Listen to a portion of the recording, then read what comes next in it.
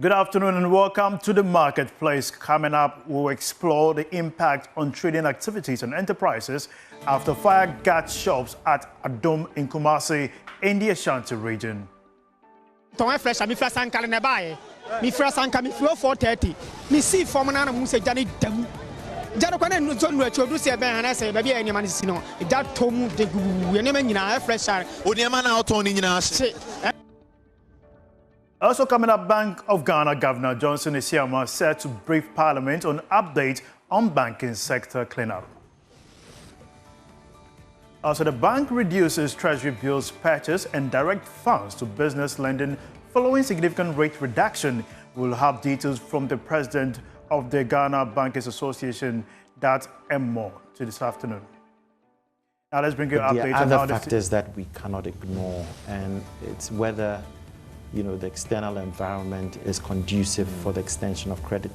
One of the points I made earlier around inflation is that inflation drives high interest rates, and high interest rates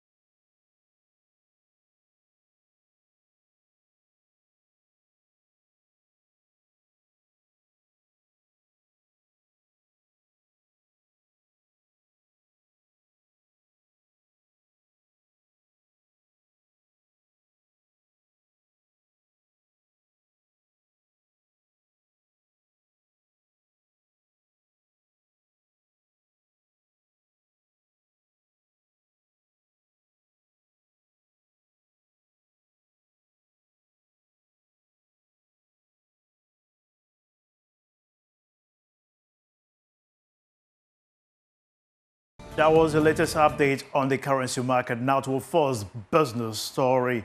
The Bank of Ghana Governor Dr. Johnson Isiama is expected to brief Parliament on the banking sector cleanup since 2024. Deputy Direct Majority Leader Kweku Ricketts-Hagan announced this in Parliament today. Let's get on to Zoom for more details on this issue from parliamentary correspondent Kweku Asante, who will be giving us update on that. Hello, Kweku. Listen. Great. Can you help us with the scope of this address? Well, this has been coming for quite some time now. In the business statement presented today, the Deputy Majority Leader, as you indicated, has been outlining the specifics of this briefing next week, Wednesday. So Dr. Johnson Isiama is expected to provide an update on which exact financial institutions have been collapsed and for what reason. The minority have been raising concerns that some of these institutions have taken their matters to court.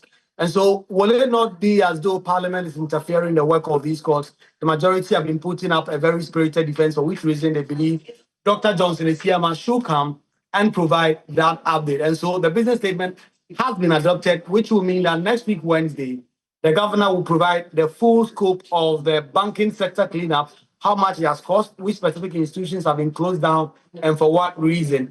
We do not know if he's going to talk about the generality or the totality of all the institutions involved, or he will narrow it down to some institutions. But as we speak, we expect the Bank of Ghana governor to do so at a committee of the whole next week, Wednesday. We also understand he'll be updating Parliament on the recent case where the former governor of the central bank, Dr. Ernest Addison's home was ransacked. What will be... that will be specifically the Interior Minister, Muntaka Mubarak, who initially had been programmed to present a report to the House on the circumstances leading to the search that was executed at the home of the former Bank of Ghana governor. But just after that was announced on the floor, the majority leader did come back to indicate that it is not possible for that to be done on Tuesday, because per his indication and communication with the majority, the Interior Minister, the indication is that he's not available on Tuesday, but they will find another appropriate time within the week for the Interior Minister, Munchaka Mubarak, to brief the House on the circumstances leading to the search warrant that was executed, the search conducted at the home of the former Bank of Ghana governor. He's also disputing that what happened was a raid. He said that was a proper search that was done based on law. There was a search warrant, and he's indicating all of that on the floor. Because what other update are we expecting to hear from the House of Parliament going into next week? Well, there is the budget debate, which has actually just started. The members of Parliament are debating the 2025 budget presentation that was made by Kaisel Atufosin, the Finance Minister. That is currently happening on the floor now. Thank you, Koko Asante, for bringing us update from Parliament. Now let's bring you more business update. The banks have started reducing the purchasing of treasury bills and are now directing funds to businesses, lending and purchase for other high-yielding assets. The development has been influenced by a significant reduction in treasury bills rate over the past 2 months. However, speaking on PM Express Business Edition, President of the Ghana Association of Banks, Kwamina Asumeni, warned that the rate of decline should be managed well. Problematic about the cash reserve ratio is that it's just a level, it introduces a level of inefficiency into our operations. So essentially, you set up these branch networks, you provide credit, extend credit to consumers, they bring their own businesses, they bring their deposits. And then rather than being able to work with these deposits, you have to go and deposit them at the central bank at a zero return. That is it's inefficient. It's inefficient from the bank's perspective. And so we would like a bit of, a pullback to be able to use or apply those deposits to other activities. So, quick one. So, do I get the assurance from the association that if today Governor Dr. Johnson Esiama decides to gradually ease these restrictions, am I going to see an impact on lending and the cost of credit as well? Is that a surety from the association? So an easing of the cash reserve requirement reduces the cost of banks, and it will translate into a reduction into the cost of credit. But there are other factors that we cannot ignore, and it's whether the external environment is conducive for the extension of credit. One of the points I made earlier around inflation is that inflation drives high interest rates, and high interest rates in themselves in itself is an inhibitor to credit extension. We feel that at such high interest rates, there's a need for a level of caution by industry players, by banks, because there is a correlation between high non-performing loan ratios and high interest rates. Because at higher interest rates, it just becomes, it's a higher bar for businesses to scale. Now, away from that, are you planning to catch a direct flight to London today? Well, that plan has to be aborted. This is because the London Heathrow Airport has been shut down today as a result of a fire outbreak that affected an electrical substation that powers the airport. My colleague George Wiafe joins us in studio for more updates on this. Now, George, can you give us more update on these developments? So, monitoring various media outlets in London, what they are reporting is that around 23, that should be around 11:23, that was yesterday, there was a station that actually, as you said earlier on, powers the Heathrow area and even the airport. It was hit by fire, engulfed in fire, and for precautionary reasons, they had to shut down power in that area, and that affected the airport as well. And the way these airports operate, they are backup systems as well. And a little glitch with one system could actually affect the safety of flights. And they didn't want to compromise the safety of passengers and operations in and out of the airport.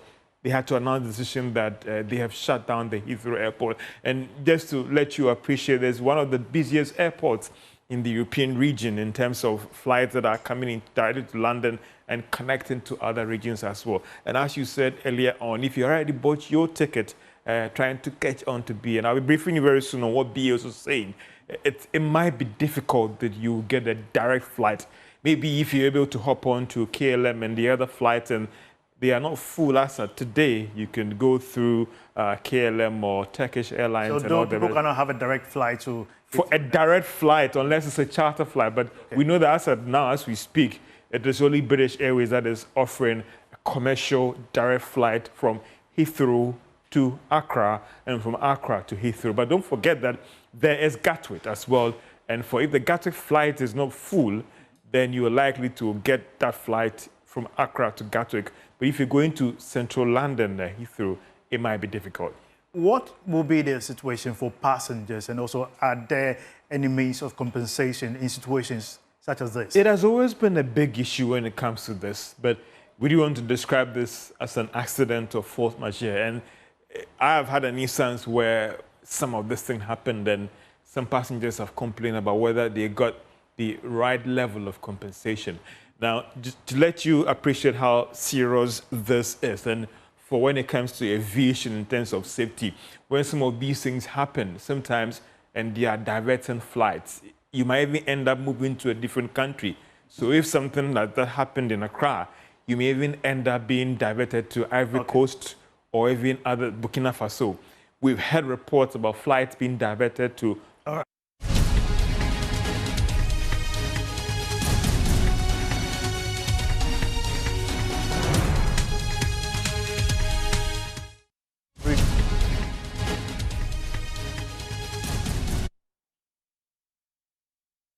Now, from Heathrow in the U.S. straight to Adum in Kumasi, where President Mahama is addressing the public, where the fire outbreak happened this morning, where a lot of businesses have been ravaged, many have lost their investment, and he's speaking currently to the media.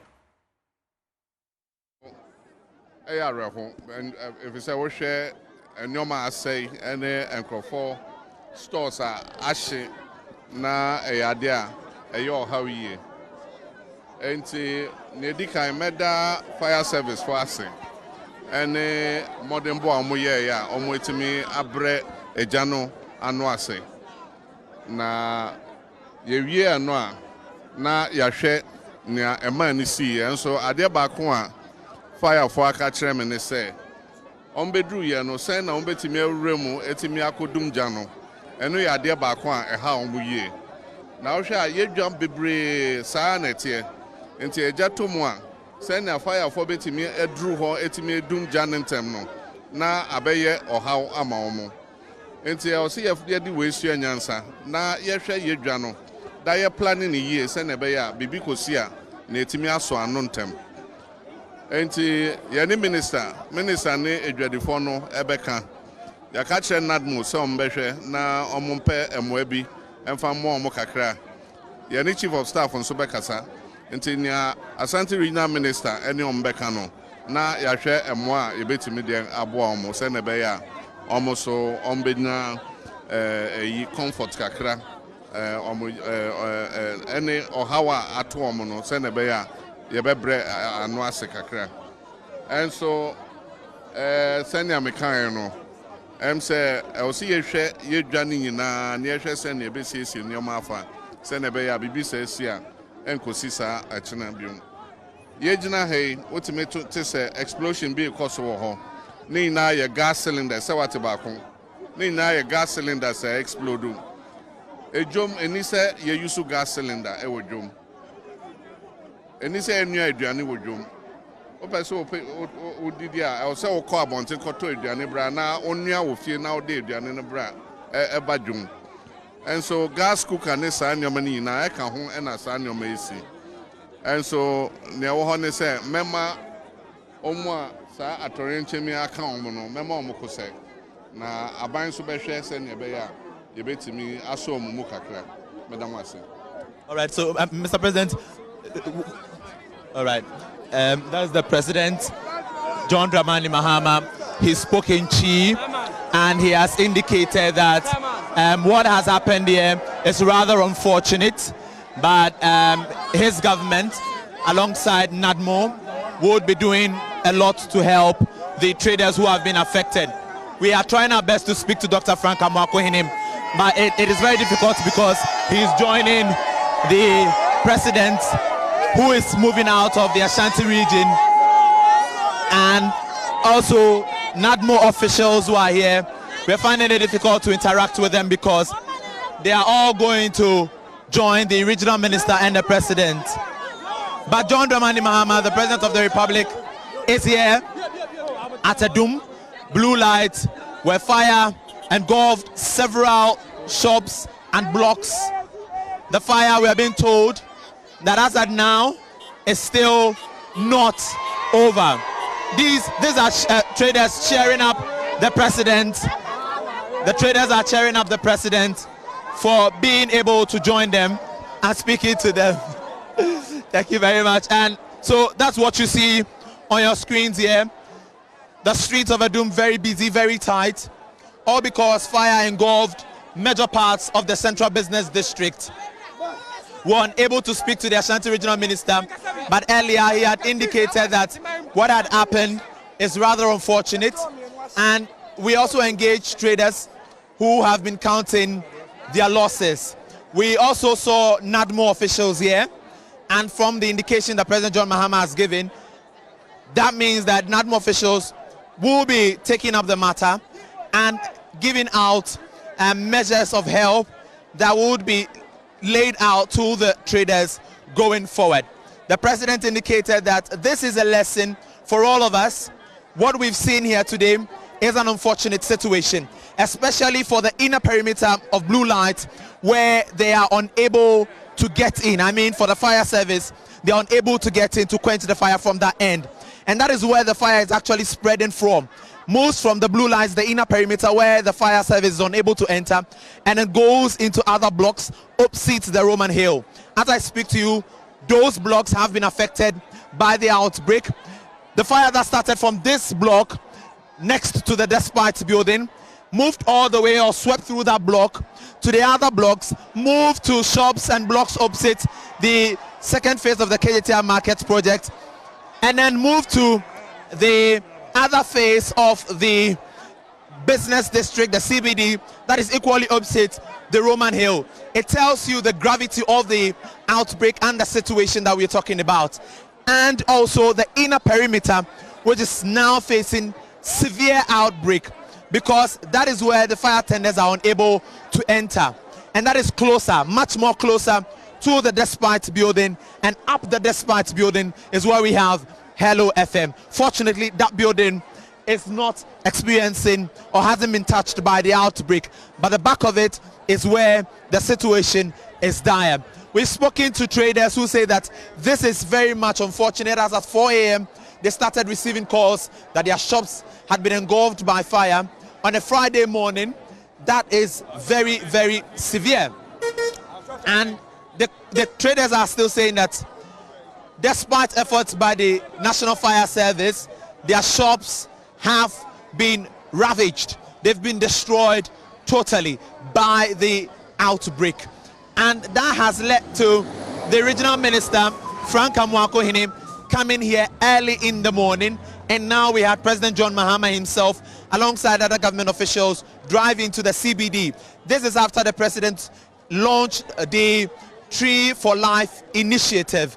He had to come here quickly, indicating that upon his arrival, the regional minister had told him or prompted him about the outbreak.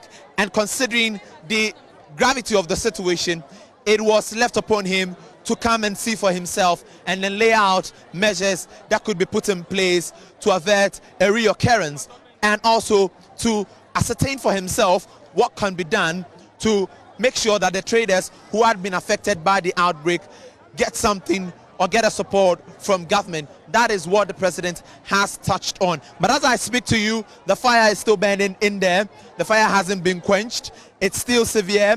And the fire tenders, 11 of them that we were told had come in, are still in here doing their best. Contractor, that is the contractor in charge of the phase 2 of the KJTR Market project, is also helping with water supply to the National Fire Service. That is Nana Bwacheyadom giving us update on what is happening on the grounds now at Adum in Kumasi in the South region. We saw the regional minister there with the president himself giving an update on what they intend to do to address the situation. As businesses, a lot of shops were ravaged. The key question that comes to mind is, have these shops been insured? Let me get my colleague George Wiafi to give us an update when situations of this nature happens, we understand what happened in Heathrow. Now, locally, we are in Ghana. Yeah. We saw what happened in Katamanto some few months ago. Tetima Market also had the same issue. But today, we are being faced with Adum. We've not been able to get the update on the ground as in whether these stores have been insured or not. But if you really gauge what happens usually in most of these stores, you realize that they have not insured their shops as well. And that is really a big issue. It means that for them, they've lost their entire goods.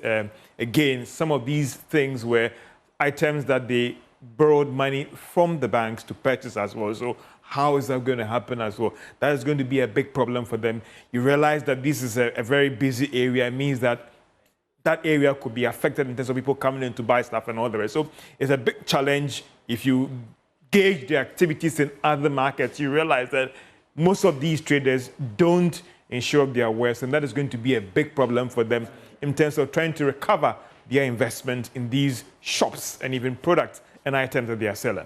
What sort of caution should institutions, stakeholders, those who are supposed to ensure such situations are handled expeditiously, don't repeat themselves? I think that when you look at some of these insurance companies, they've done their best to pitch to these traders. Often they see these things as remote, and also the argument about the fact that it's expensive, I need a lot more liquidity. Is it fair to set this money aside to pay for these things? But the cost of a fire outbreak, a force majeure, that could let you lose the entire thing. It will not cost you that much by setting small amount of money aside to insure your stall and even your investment as well. And that should be our advice to most of these traders out there. Does that bear the question, the constant challenge of insurance penetration and how policies are sold to some of these kind of traders? I think if you engage the insurance companies, they will tell you that they have been on the aggressive side and outrage to these traders, but it's been difficult to convince them to take up these products because they don't see the immediate benefit of this when I have to set aside X amount of money every month or every quarter to insure my investment. And if these things are happening, then they should tell these traders that it is the way to go. Thank you so much, George Rafe, for that update. We're still live on the marketplace here on the Joy News channel. Now, personnel investigator for the Port and Effectiveness and Public-Private Cooperation, Professor George Echampon, has emphasized the urgent need for Ghana to develop a robust local shipping industry to enhance economic growth. He argued that the Ghana Port and Harbours Authority must be supported with strong policies to drive growth. He spoke to Joy Business at the Participate in PEPP2 Maritime Conference in Accra. What they can get, and as to whether those at the bottom also benefit, well, that's a whole different story. But they are the many, and so that's one of the issues that came up. The second thing also is a policy quagmire that GPHA finds. I think that GPHA needs to take a look again at their act. Maybe new ones need to come into place to resolve some of the challenges. But otherwise, I think that we are doing well. All we need to do is also to bring on board customs so that customs can improve their tariffs. Because currently, Lomé and Abidjan are stronger and are helping. And Ministry of Transport also needs to look at the railroad lines that move into Burkina, Mali.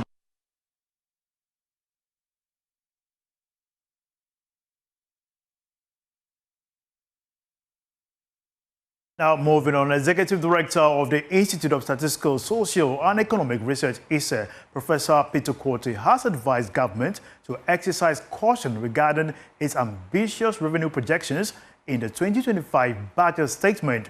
Speaking at the post-budget review in Accra, Professor Peter Korte emphasized the importance of tax education to improve compliance and ensure realistic revenue targets.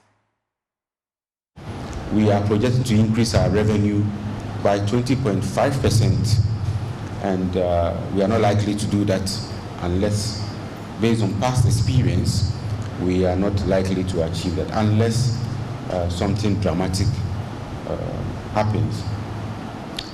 I mentioned about the interest payments of 37%. That is 28.54% of our total revenue in 2025 will go into interest payment. 37% of our revenue will be spent on interest payments. So that's a challenge. But then we need to resource the sinking fund so we don't default. Otherwise, we'll be downgraded and we will face the repercussions. The need for fiscal discipline is very has to be emphasized. And then the need to establish an independent fiscal responsibility council. The tax refund, I think I have spoken about that. The 43% is not used for the intended purpose. Let's rather improve access to tax refunds by reducing the bureaucracy involved and also add tax education. This will enhance compliance. I don't think taking that 2% and spending is the solution. It is suboptimal. The optimal way where you can take it, but also the optimal way is to educate more people about tax compliance and also improve the access to the refund.